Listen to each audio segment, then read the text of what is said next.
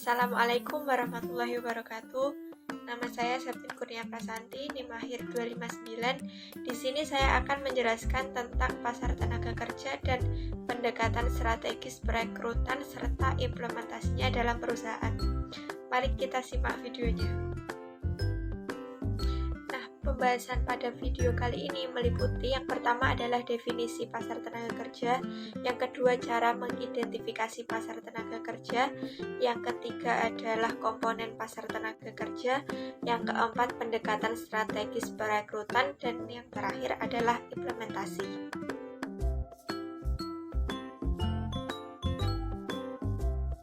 Yang pertama adalah pengertian pasar tenaga kerja. Pasar tenaga kerja adalah suatu keadaan di mana terdapat penawaran tenaga kerja dari angkatan kerja dan juga permintaan tenaga kerja dari perusahaan. Pasar tenaga kerja adalah kelompok pasokan eksternal di mana organisasi merekrut karyawannya. Yang kedua adalah cara identifikasi pasar tenaga kerja. Cara yang pertama yaitu pasar tenaga kerja geografis. Untuk mengklasifikasikan pasar tenaga kerja dari letak geografisnya, bisa berasal dari lokal, kemudian regional atau daerah, nasional, bahkan internasional. Yang kedua adalah pasar tenaga kerja industri dan profesi, yaitu klasifikasi yang menciptakan pasar tenaga kerja yang ketat dalam sebuah industri. Yang ketiga adalah komponen pasar tenaga kerja. Komponen yang paling luas adalah populasi angkatan kerja yang terdiri dari semua individu yang bersedia untuk diseleksi jika kemungkinan strategi perekrutan digunakan. Nah, sebagian besar pelamar potensial dapat dijangkau dengan menggunakan berbagai metode perekrutan yang berbeda. Kemudian keputusan perekrutan meliputi komponen perekrutan, pesan perekrutan, kualifikasi pelamar, dan juga prosedur administratif. Yang selanjutnya adalah pendekatan strategis perekrutan. Jadi keputusan-keputusan dalam perekrutan tidak hanya mengenai tentang jenis dan jumlah pelamar, tetapi juga memperhatikan seberapa sulit dan juga berhasilnya usaha perekrutan tersebut.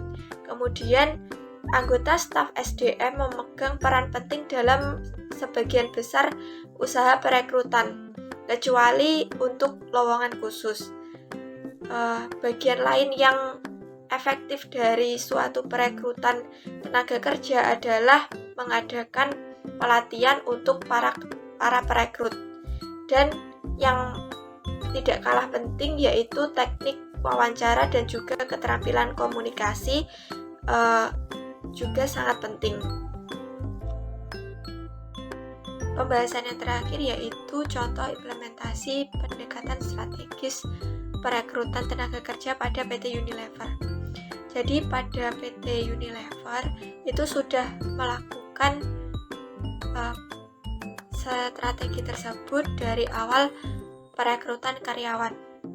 Jadi setiap calon tenaga kerja yang ingin menjadi bagian dari perusahaan tersebut harus melalui seleksi yang sangat ketat. Selain mereka berasal dari lulusan terbaik dari universitas ternama, tetapi dari PT Unilever sendiri juga menyediakan latihan kerja bagi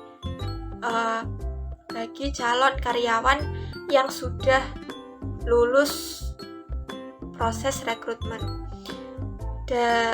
Dari latihan kerja tersebut itu terdapat dua jenis. Yang pertama adalah on the job training dan yang kedua adalah off the job training.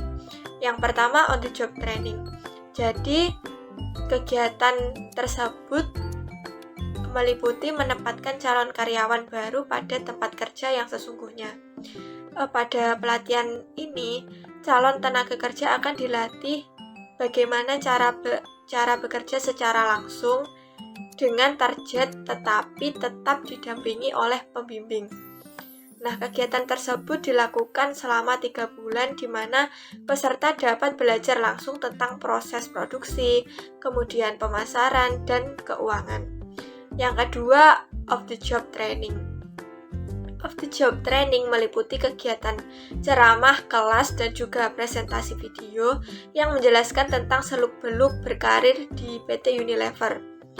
Kedua kegiatan tersebut bertujuan untuk mengetahui lebih dalam tentang kemampuan dan kepribadian setiap calon tenaga kerja yang efektif tidaknya program tersebut dapat diketahui melalui hasil laporan dari supervisor yang merupakan tanda kepuasan terhadap kemampuan karyawan menyesuaikan diri dengan budaya perusahaan dan juga kerjanya. Sekian video penjelasan materi dari saya. Ada kurangnya mohon dimaafkan. Terima kasih. Wassalamualaikum warahmatullahi wabarakatuh.